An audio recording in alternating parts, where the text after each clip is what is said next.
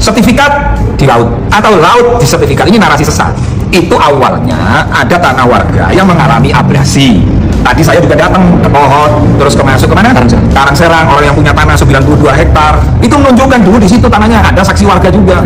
Jadi ini tanah mengalami abrasi gitu loh. Dan sebelumnya ada surat-surat dan mengajukan permohonan tahun 82 seperti yang disampaikan oleh Pak Menteri. Ya kita tunggu aja, kalau kemarin dibatalkan karena hangus, mungkin Kementerian ATR BPM melihat kok di dulu kok gak ono tanahnya, kok bentuknya laut, makanya itu yang dinyatakan hangus. Tapi ingat, statement hangus Kementerian harus menyurati orang yang memegang sertifikat itu, dan ada aturannya juga bahwa orang yang dikatakan tanah hangus itu akan mendapatkan kompensasi atau kerohiman. Kasihan loh mas, kalau pagar laut kan sudah diringkas nih, laut yang nelayan yang asalnya muter sekarang sudah bisa lurus-lurus, sudah enak. Berarti PR berikutnya adalah negara harus hadir. Kalau kita sama-sama berjuang membela rakyat, maka kita harus membela rakyat juga. Apa contohnya? Gimana orang yang sudah punya tanah turun-temurun, lalu di tahun 2025 dengan presiden baru Bapak Prabowo, terus kemudian dinyatakan hangus saja, kan longsor mas.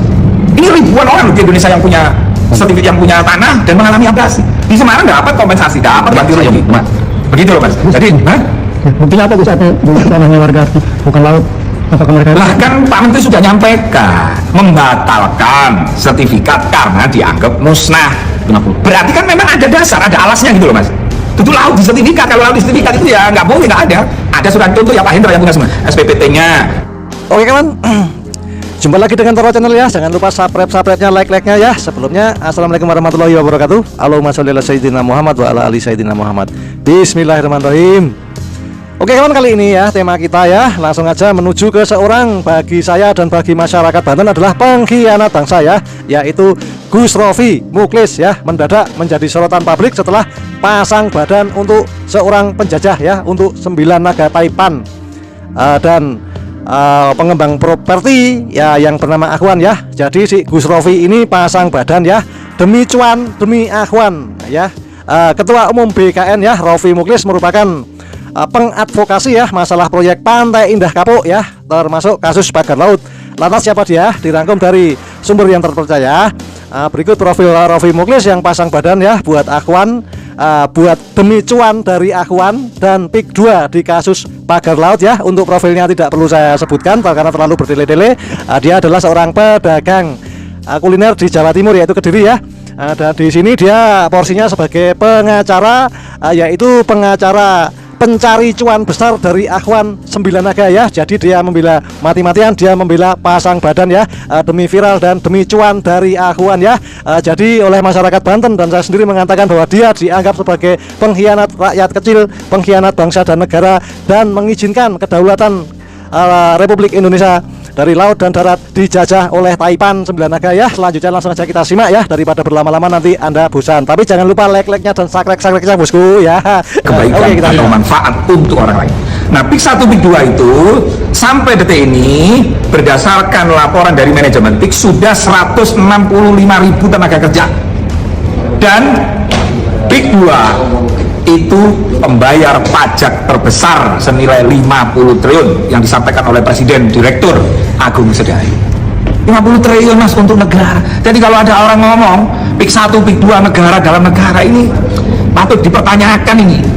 Bayar pajaknya ke negara, kok negara dalam negara gimana sih? Ngurus surat-suratnya ya ke pemerintah Tangerang.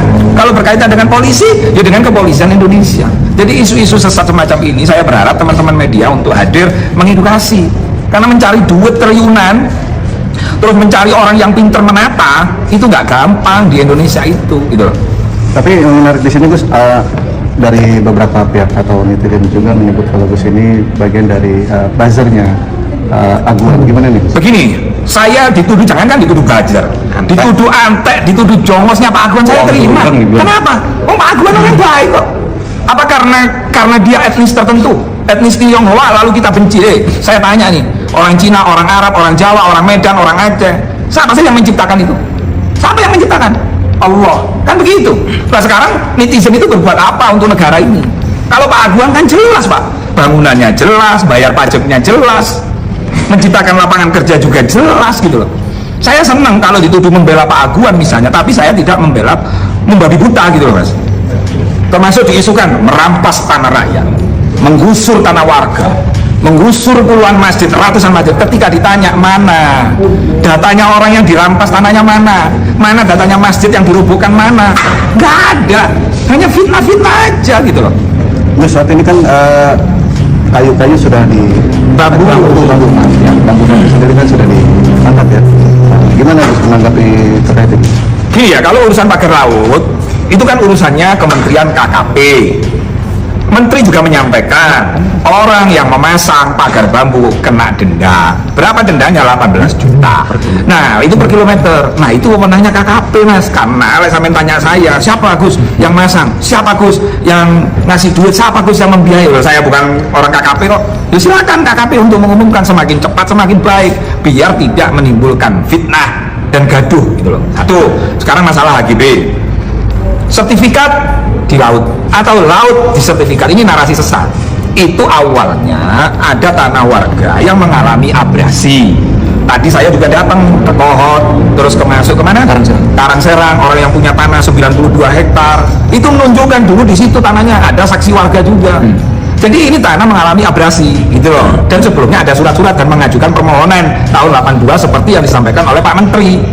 Ya kita tunggu aja, kalau kemarin dibatalkan karena hangus, mungkin Kementerian ATR BPM melihat kok di kok gak ono tanai, kok bentuknya laut, makanya itu yang dinyatakan hangus. Tapi ingat, statement hangus, kementerian harus menyurati orang yang memegang sertifikat itu.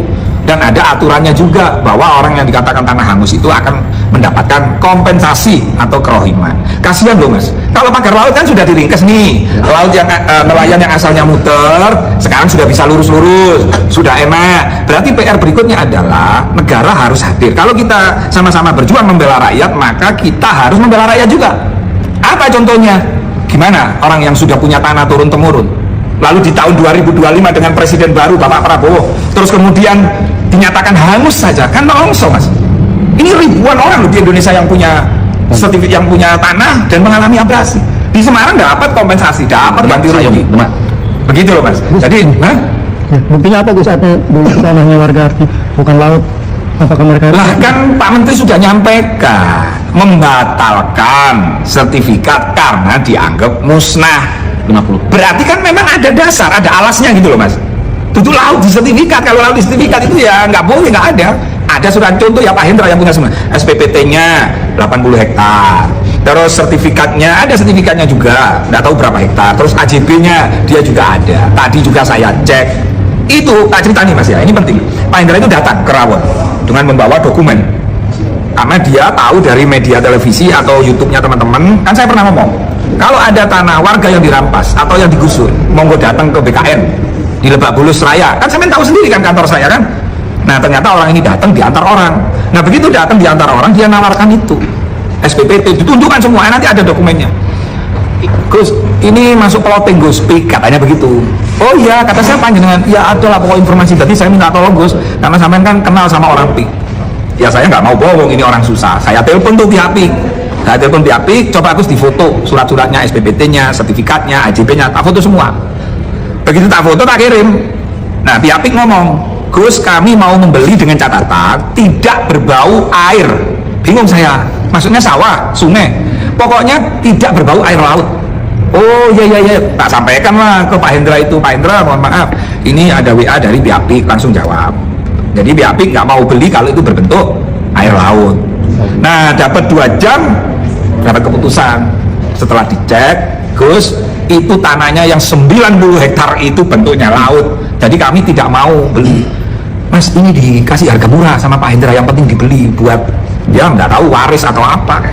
Nah ternyata pihak tetap nggak mau karena berbau laut. Dari itu saya semakin yakin bahwa nggak ada Pak pengusaha berani beli laut, itu ngawur aja resiko. Gus, tapi Pak Mahfud MD juga turun tangan artinya memberikan desakan kepada KPK, Kejaksaan Agung, bahkan Kapolri untuk mengusut. Artinya kok bisa tanah ada HGB-nya apa yang di laut yang jadi ini? Prof Mahfud itu kan pernah jadi menteri Thomas, Menko Polhukam, betul nggak? Di era siapa? Di era Pak Jokowi. Nah SHGB terbit itu di era siapa? Terus kemudian pagar laut di era siapa? Saya nggak mau menanggapi lah Prof Mahfud ya, karena beliau kan pernah jadi penjabat, sekarang tidak menjabat. Kalau saya sih gini ya, negara kita negara hukum. Kalau berbicara pagar laut urusan KKP. Kalau berbicara tanah atau HGB kayak hamil kayak itu urusannya ATR BPN. Yang kita beri kesempatan lah kepada kementeriannya Pak Prabowo untuk menyampaikan. Mungkin ketika kemarin menghilang itu dalam rangka untuk persiapan ketika Pak Lurah Asin untuk diperiksa ya. Nah saya berharap Pak Lurah Asin menghadapi kasus ini buka seterang-terangnya. Ya jangan ada yang ditutup-tutupi. Katakan yang hak itu hak, yang batil itu batil. Saya kira itu gitu loh. Jadi kita kedepankan azas praduga tidak bersalah dulu. Nah saya yakin kepolisian sudah tahu caranya bagaimana ketika orang misalnya polisi sudah punya cukup kuat alat bukti, saksi-saksi pendukung, boleh orang itu tidak mengaku, ya silakan, itu hak orang tidak mengaku. Tapi saya percaya sama Pak Lurah Kohot ini akan membuka seterang-terangnya. Silakan aja dibuka, dan kepolisian silakan untuk mengungkap kasus ini juga setransparan mungkin, seterang-terang mungkin, agar apa? Agar kepercayaan kepada kepolisian ini akan tumbuh. Dan selama ini Polri sudah melakukan itu semua. Saya kira mungkin itu ya. Ini ada titik terang ya. Titik terang nggak bisa. Kalau persoalan minta maaf ya silakan, boleh-boleh saja ya. Tapi kalau persoalan hukum itu pasti, yang namanya persoalan hukum itu pasti akan dicari dua alat bukti yang cukup, sehingga nanti kepolisian sudah punya apa ya, SOP untuk menetapkan siapa tersangka, siapa saksi, ada berapa jumlahnya tersangka, seperti itu gitu loh. Nah, dengan kemunculan Pak Kades Kohot ini yang selama ini diberitakan beliau ini menghilang ya. Nah, dengan kemunculan ini kan berarti ini menjawab bahwa Pak Kades Kohot masih ada, masih hidup. Nah, ini sehingga dapat memudahkan, apalagi didampingi seorang pengacara juga. Ya jadi silakan aja sampaikan, dan polisi saya kira punya cara untuk melakukan pengembangan dari mulai penyelidikan sampai naik ke penyidikan seperti itu. Jadi karena negara kita negara hukum, ya kita serahkan dulu kepada kepolisian sambil menunggu, mengawal. Kalau ada masyarakat yang tahu silakan aja disampaikan kepada kepolisian untuk agar proses hukum ini betul-betul tegak dan bisa dirasakan transparan. Dan saya percaya kok sama Pak Johandani beserta jajarannya akan mengungkap kasus ini secara terang benerang.